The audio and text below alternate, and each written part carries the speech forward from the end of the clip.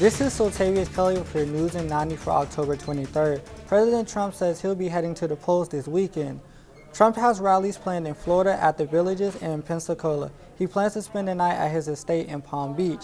Then he will vote Saturday before more rallies. Meanwhile, more than 50 million Americans have cast their ballots for the presidential election. That's 36% of the total ballots that were cast in the 2016 election. In Texas, more than 6.3 million people have voted. In Pennsylvania, state officials say nearly half of the 2.9 million mail-in ballots sent out were returned. Voters in 48 states and D.C. set records this election. The longest flight in the U.S. is set to return to the airways in December. Hawaiian Airlines will resume its non-stop service from Honolulu to Boston in December.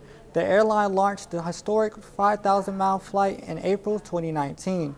Flights were suspended earlier this year because of COVID-19. Since some rules have eased, travel will resume. Hawaiian Airlines flights from New York and 13 other U.S. cities will also return in December. This month, the state of Hawaii introduced a pre-travel COVID-19 testing program.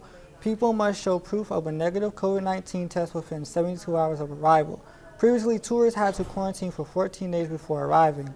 A new study shows wearing masks could save thousands of U.S. lives. According to a study, around 49% of U.S. residents reported they always wear a mask in public since September 21st. The study states that if that number of mask wearers went up to 95%, more than 100,000 lives could be saved from COVID-19 through February.